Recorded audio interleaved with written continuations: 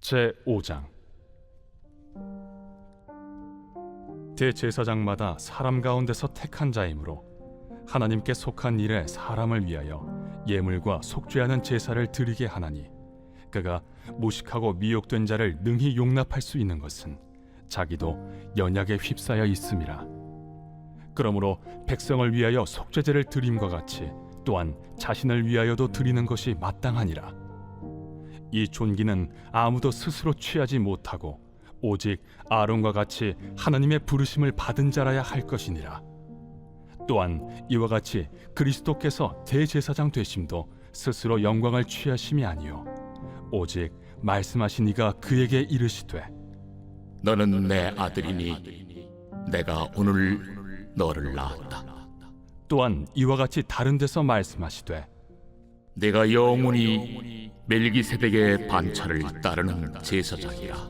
그는 육체에 계실 때 자기를 죽음에서 능히 구원하실 이에게 심한 통곡과 눈물로 간구와 소원을 올렸고 그의 경건하심으로 말미암아 들으심을 얻었느니라. 그가 아들이시면서도 받으신 고난으로 순종함을 배워서 온전하게 되셨은즉 자기에게 순종하는 모든 자에게 영원한 구원의 근원이 되시고 하나님께 멜기세덱의 반차를 따른 대제사장이라 칭하심을 받으셨느니라. 멜기세덱에 관하여는 우리가 할 말이 많으나 너희가 듣는 것이 두나무로 설명하기 어려우니라. 때가 오래되었으므로 너희가 마땅히 선생이 되었을 터인데 너희가 다시 하나님의 말씀의 초보에 대하여 누구에게서 가르침을 받아야 할 처지이니 단단한 음식은 못 먹고 젖이나 먹어야 할 자가 되었도다. 이는 젖을 먹는 자마다 어린아이니 의의 말씀을 경험하지 못한 자요, 단단한 음식은 장성한 자의 것이니 그들은 지각을 사용함으로 연단을 받아 선악을 분별하는 자들이니라.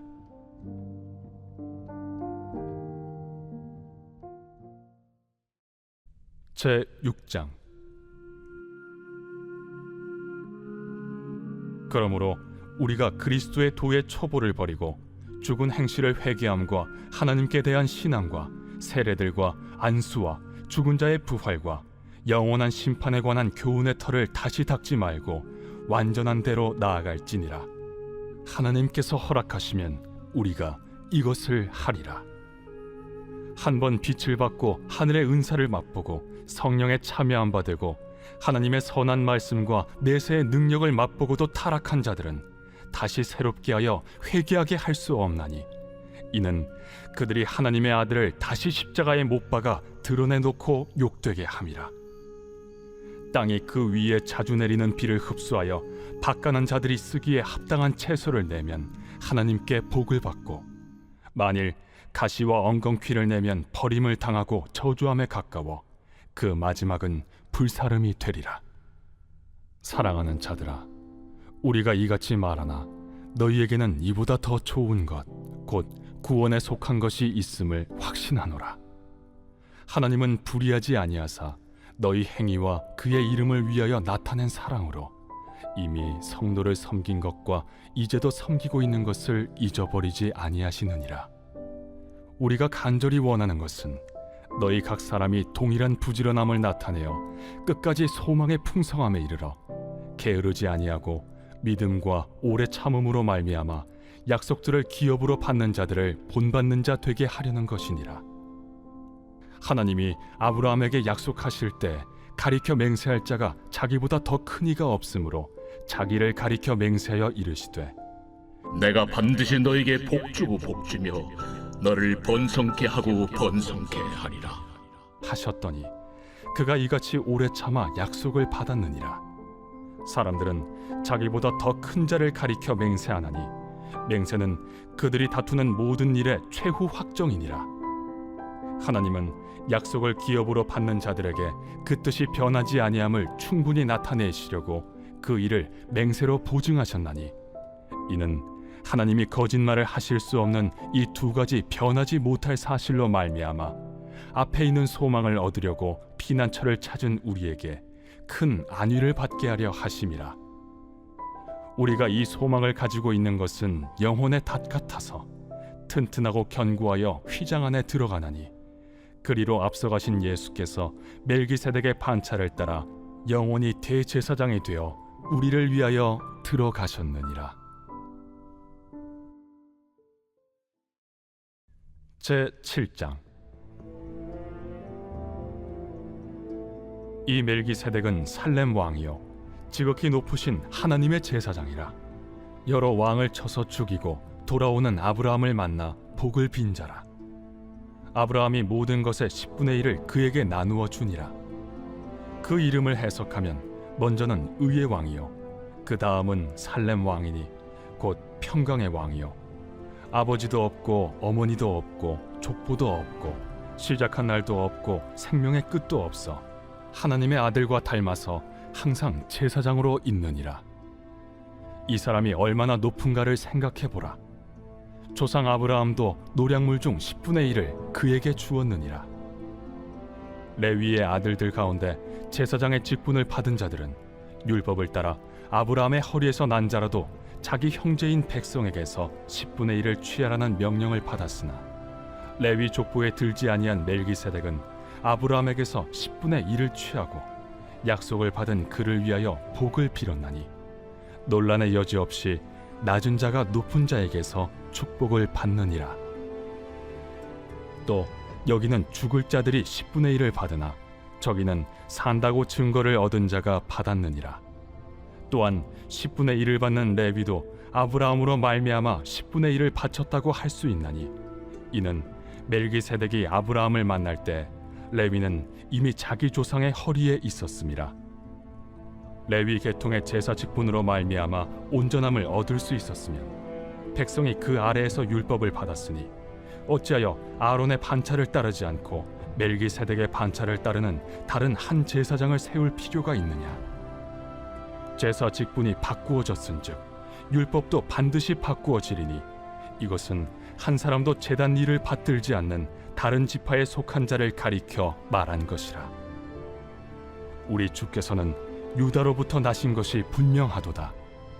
이 지파에는 모세가 제사장들에 관하여 말한 것이 하나도 없고 멜기세덱과 같은 별다른 한 제사장이 일어난 것을 보니 더욱 분명하도다.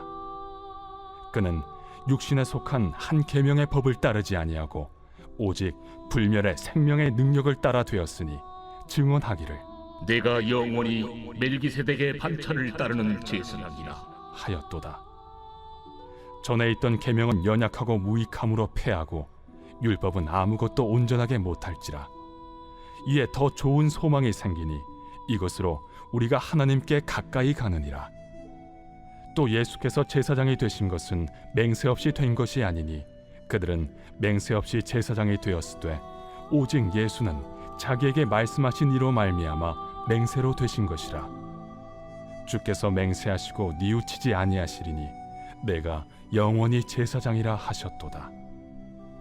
이와 같이 예수는 더 좋은 언약의 보증이 되셨느니라.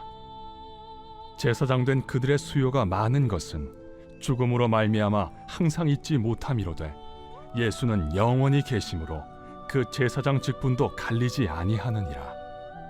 그러므로 자기를 힘입어 하나님께 나아가는 자들을 온전히 구원하실 수 있으니 이는 그가 항상 살아계셔서 그들을 위하여 간구하심이라. 이러한 대제사장은 우리에게 합당하니 거룩하고 악이 없고 더러움이 없고 죄인에게서 떠나 계시고 하늘보다 높이 되시니라. 그는 저 대제사장들이 먼저 자기 죄를 위하고 다음에 백성의 죄를 위하여 날마다 제사 드리는 것과 같이 할 필요가 없으니 이는 그가 단번에 자기를 드려 이루셨음이라. 율법은 약점을 가진 사람들을 제사장으로 세웠거니와 율법 후에 하신 맹세의 말씀은 영원히 온전하게 되신 아들을 세우셨느니라.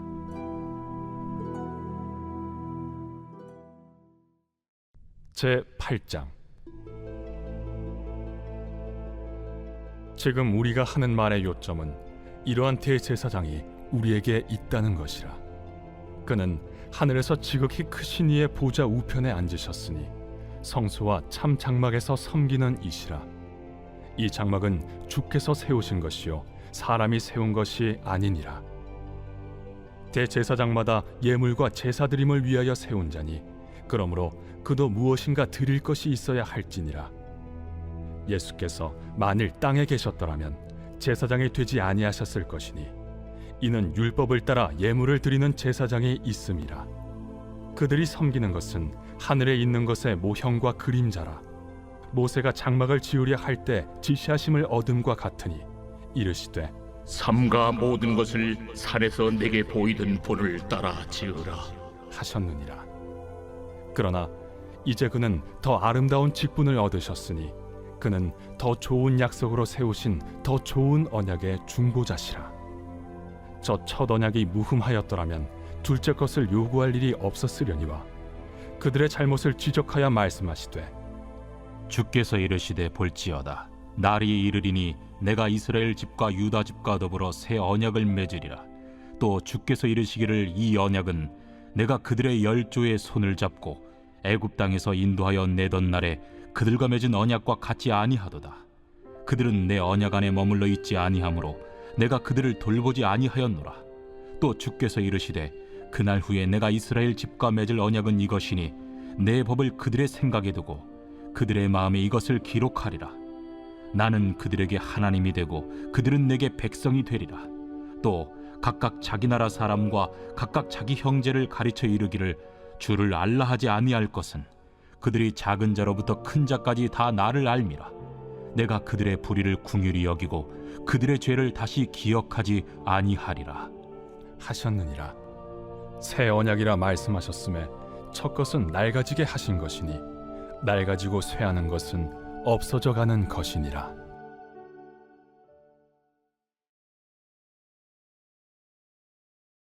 제41편 다윗의 시. 인도자를 따라 부르는 노래.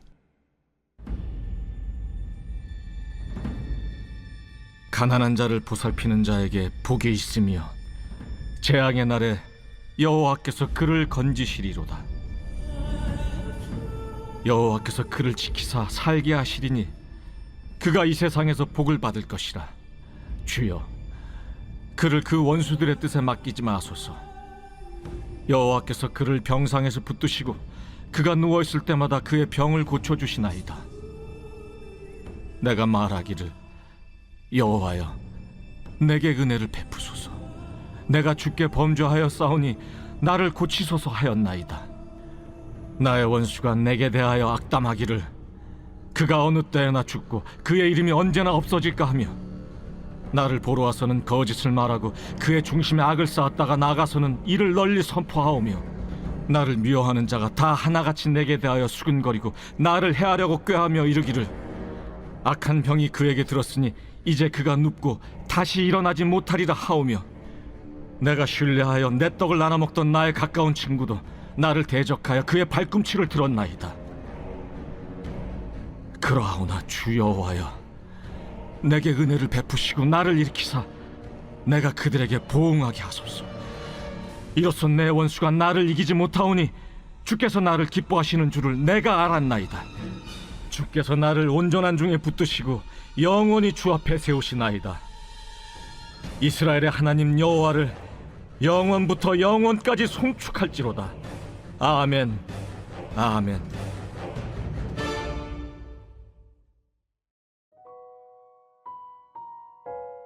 오늘 우리에게 주시는 하나님 말씀은 히브리서 7장 11절로 13절까지 말씀입니다. 레위 계통의 제사 직분으로 말미암아 온전함을 얻을 수 있었으면 백성이 그 아래에서 율법을 받았으니 어찌하여 아론의 반차를 따르지 않고 멜기세덱의 반차를 따르는 다른 한 제사장을 세울 필요가 있느냐. 제사 직분이 바뀌었은즉 율법도 반드시 바꾸어지리니 이것은 한 사람도 제단 일을 받들지 않는 다른 지파에 속한 자를 가리켜 말한 것이라. 아멘.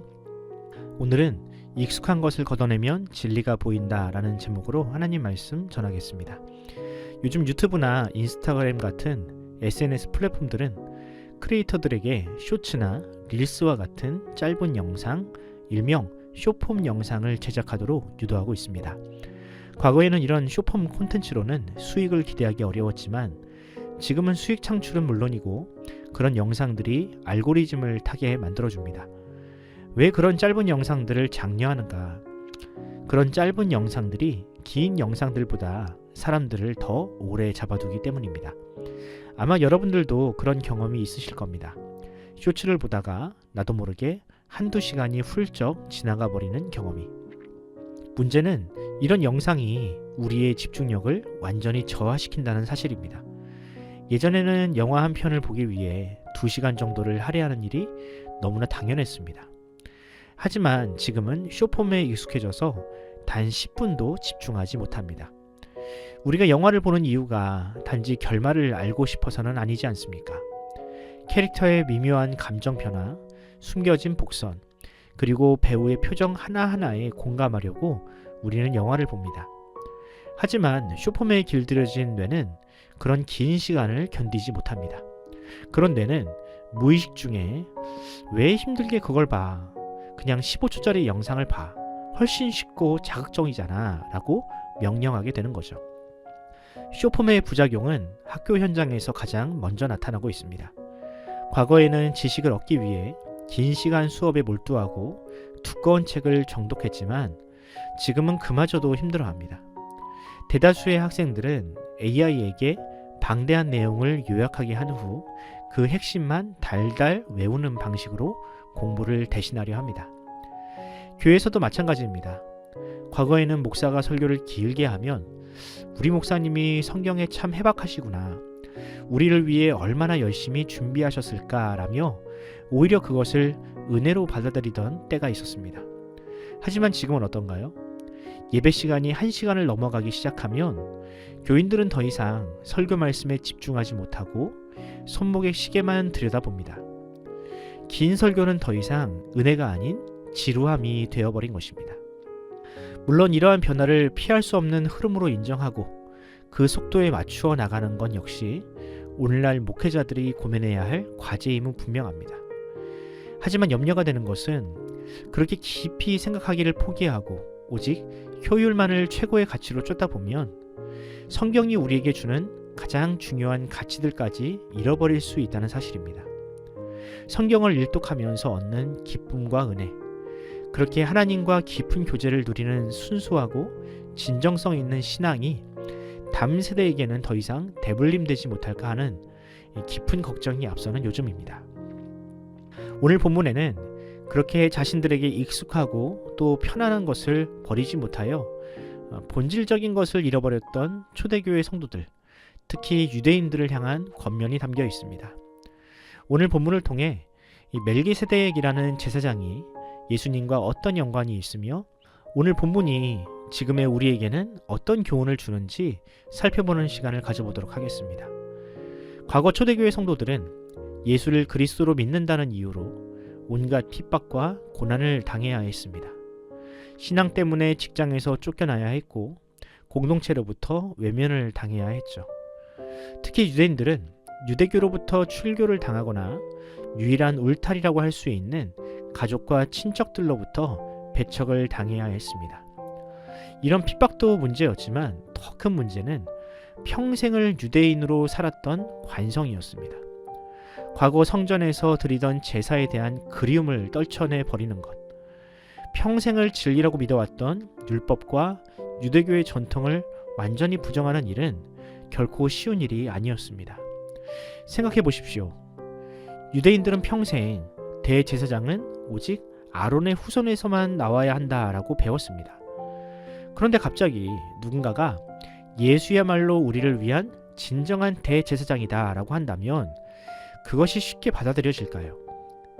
예수는 레위지파가 아닌 유다지파에서 태어난 분이라는 사실은 유대인이라면 누구나 알고 있는 사실인데 말입니다. 이런 이유로 당시 많은 유대인들이 다시 유대교로 돌아갔습니다. 핍박도 핍박이지만 그동안 자신이 평생을 몸담았던 이 유대교의 가르침으로부터 완전히 돌아서지 못하여 많은 이들이 유대교로 돌아갔습니다. 히브리서는 그런 유대인들을 향한 설교이자 일종의 신학적인 논문이라 할 수 있습니다. 그리고 오늘 본문 7장이 그 핵심을 다루고 있습니다. 히브리서의 중심이라 할 수 있는 7장의 핵심은 이것입니다. 유대교가 거의 신봉하다시피 하는 성전 제사와 제사장의 직무는 사실 한시적인 제도이다. 성경에 기록된 최초의 제사장은 아론이 아닌 멜기세덱이었으며 예수는 그런 멜기세덱을 계승하는 진정한 제사장이다. 그 근거가 무엇이냐? 제가 창세기 14장 18절을 읽어드리겠습니다. 살렘한 멜기세덱이 떡과 포도주를 가지고 나왔으니 그는 지극히 높으신 하나님의 제사장이었더라. 창세기는 멜기세덱을 지극히 높으신 하나님의 제사장으로 소개합니다. 이때는 아직 성전도 없었고 율법도 없었고 무엇보다 레위지파는 아직 태어나지도 않은 상황이었죠. 하지만 멜기세덱은 하나님의 제사장으로 활동하고 있었고 아브라함은 그에게 11조를 드리고 축복을 받았습니다. 이처럼 첫 번째 제사장이었던 멜기세덱은 레위지파가 아니었기에 예수님이 제사장이 될 수 없다는 유대교의 논리는 전혀 설득력이 없었습니다. 히브리서가 이야기하는 레위지파의 제사장과 멜기세덱의 차이는 또 있는데요. 성전에서 일하는 제사장은 다수였고 멜기세덱은 단 한 명이었습니다. 왜 레위지파의 제사장은 여러 명이 필요했을까? 그 이유는 그들 역시 죽음을 피할 수 없는 죄인이기 때문입니다. 제사장 역시 언젠가는 죽기에 그 사역을 계승할 사람들이 필요했고 때로는 다른 제사장을 통해 죄를 해결해야 했기에 많은 제사장들이 필요했습니다. 또 그런 죄인이 드리는 성전 제사 역시 완전하지 않기에 반복적으로 드려져야 했죠. 하지만 멜기세덱은 어떤가요? 그의 제사장 직무는 계승되지 않았습니다. 이 말은 그가 자신의 죄를 대속할 필요가 없는 흠이 없는 사람이었다는 뜻입니다. 그런 면에서 예수님은 멜기세덱과 같은 완전한 제사장입니다. 예수님은 거룩하고 완전하신 분이기에 자신을 위해 속죄할 필요가 없으며 자신의 몸을 단번에 드림으로 완전한 제사를 드리셨습니다. 이처럼 성경, 특히 구약은 멜기세덱을 통해 이미 완전한 제사장을 예고했습니다. 그리고 예수님은 모든 면에서 멜기세덱을 닮은 혹은 계승하는 사역을 하셨습니다. 하지만 유대인들은 오로지 레위지파를 통해 계승되는 제사장만이 유일한 제사장이라고 믿었기에 또 그 제도가 자신들에게 익숙하다는 이유로 하나님의 뜻을 애써 외면하고 옛것으로 돌아가려 한 것입니다.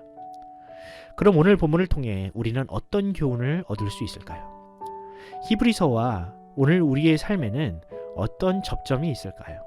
저는 오늘 본문이 우리에게 주는 교훈은 명확하다고 생각합니다. 신앙이란 나의 생각이나 경험이 아니라 오직 하나님의 말씀인 성경을 믿고 순종하는 것이다. 그렇습니다. 이것이 바로 성경이 요구하는 믿음이자 신앙의 전부입니다. 죄인은 자기 자신을 진리의 기준점에 놓고 살아가지만 성경은 그런 삶에서 돌이키는 것을 회개라고 부릅니다. 나에게 유리하거나 익숙한 방식을 버리고 하나님의 말씀이 가리키는 방향으로 서서히 삶의 방향을 바꾸어 가는 것, 그것이 바로 성경이 우리에게 요구하는 삶이자 참 믿음입니다. 여러분에게는 그런 믿음이 있습니까? 익숙하고 편한 삶에서 벗어나 하나님이 요구하시는 불편한 진리에 순종할 준비가 되셨습니까? 나 자신을 사랑하는 익숙한 삶이 아니라 이웃을 내 몸처럼 사랑하는 이질적인 삶에 순종하고 계십니까? 예배를 단순히 종교 행위가 아니라 매일의 삶에서 이루어지는 삶의 예배로 바꾸고 계십니까? 바라기는 우리가 눈에 보이는 제사장과 같은 익숙한 것을 벗어나 저 하늘에 계시는 대제사장이신 예수 그리스도를 바라보는 인생이 되기를 바랍니다. 그래서 우리를 통해 많은 사람들이 익숙한 죄로부터 벗어나 하나님의 말씀 속에 있는 진리를 발견하게 되기를 간절히 소원합니다. 기도하겠습니다. 사랑과 진리의 하나님 아버지, 오늘도 우리의 어두운 눈을 여시고 흐릿해진 영적 시야를 깨우쳐 주시니 감사합니다. 이 시간 익숙하고 편리한 나의 생각을 내려놓고 하나님의 시선으로 우리 자신을 돌아보게 하시고 하나님께서 원하시는 거룩한 불편함을 쫓게 하여 주시옵소서. 초대교회 성도들이 율법이라는 익숙한 그늘로 피하려 했던 것을 반면교사 삼아 오직 하나님의 말씀의 깊음 속에 있는 그 생명과 진리를 발견하게 하옵소서. 그래서 익숙하고 편안한 것을 쫓고 오직 나 자신만을 생각하는 이기적인 생각을 벗어던지고 예수님께서 명령하신 그 좁은 길, 좁은 문을 걸어가는 용기를 허락하여 주옵소서.